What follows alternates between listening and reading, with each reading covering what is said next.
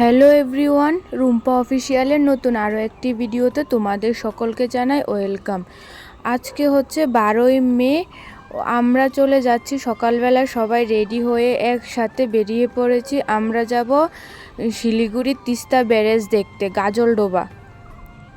তো এই জন্য দেখো আমরা সবাই দুইটা টোটো নেওয়া হয়েছে, দুই টোটোতে আমরা সবাই মিলে এখন বেরিয়ে পড়েছি। চারিপাশের সুন্দর পরিবেশ আর সকালবেলা সে ঠান্ডা হাওয়ার অনুভূতি নিতে নিতে আমরা সবাই যাচ্ছি গাজলডোবার দিকে। চারিপাশের এত সুন্দর ওয়েদার, ঠান্ডাও ছিল না তেমন বেশি, গরমও ছিল না, বৃষ্টি বৃষ্টি ওয়েদার ছিল। আর দেখো পাখিগুলা কীভাবে তারের মধ্যে বসে আছে পুরা। আর ওই দিন যাওয়ার সময় আমরা দেখি গাজলডোবার প্রায় কাছাকাছি চলে গিয়েছি, তখন দেখি একটা হাতি। এগুলো জঙ্গলে সেই হাতিগুলো যেগুলো মানে মানুষও মারে ফেলে, এরকম অনেক সময় হয়েছে। অনেক খবরে দেখা গেছে যে হাতিগুলা যখনই বের হয় বা সামনে যদি কোনো মানুষ পড়ে ওইগুলোকে এরা মেরে ফেলে। তো ওই দিন আমরা ওই হাতিটা দেখেছিলাম।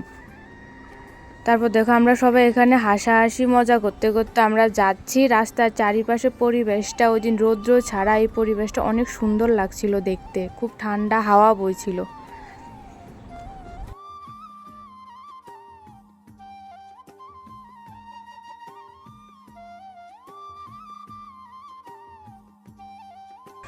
তারপর আমরা পৌঁছে গেলাম গাজলডোবা। এখানে ব্রিজটা হয়েছে নতুন, আমি এর আগেও গিয়েছিলাম বাট তখন এই ব্রিজটা হয়নি। আর এই ব্রিজটা হওয়ার পরে প্রথমবারই আমি গেলাম। ব্রিজটা দেখতে না খুব সুন্দর লাগছিল। আমি এই ব্রিজটা দেখার জন্য বিশেষ করে ওই দিন আমি ওইখানে গিয়েছিলাম।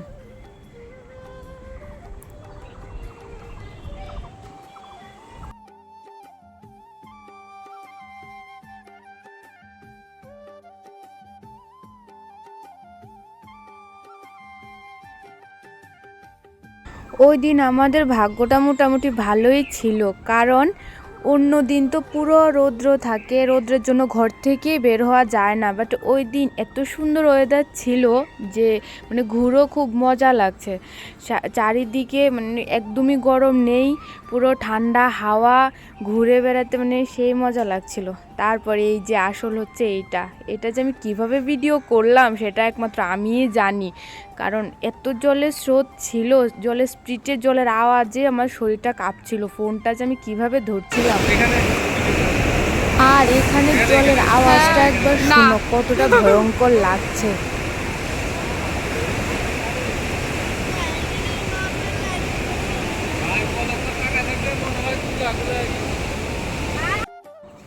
এইটাকে একদম ছোটো মোটো একটা সমুদ্রের মতো লাগছে। এটার কুল কিনারা তো আছে ঠিকই, বাট এখানে দেখে বোঝা যাচ্ছে না, চারিদিকটা শুধু জল আর জল। বর্ষাকালে তো এটা পুরো ভর্তি হয়ে যায়, একদম পাড়ের উপরে উঠে জল, চারিদিকটা পুরো সাদা আর সাদা। আর এখানে নদীর পাড়ে বিক্রি হচ্ছিল চিংড়ি মাছের পকোড়া, ছোট চিংড়ি, বড় চিংড়ি, চিংড়ি মাছের এগুলোর পকোড়া, তারপর চাউমিন, মোমো, এগুলো সমস্ত কিছু বিক্রি হচ্ছিল। এগুলোর মধ্যে কোনো কিছুই খাইনি, আমি খেয়েছিলাম একটা আইসক্রিম। চারিপাশের পরিবেশটা এতটা ভালো লাগছিল। আর এখানের একটা সাইড তো মনে হচ্ছিল আমাদের ত্রিপুরাসী নীরমহলের কথা মনে পড়ে গেল আমার। তো আজকের এই সুন্দর ভিডিওটা আমি এখানেই শেষ করলাম। আমার চ্যানেলটাকে সাবস্ক্রাইব করে আমার পাশে থেকো। বাই, দেখা হবে নতুন কোনো ভিডিওতে।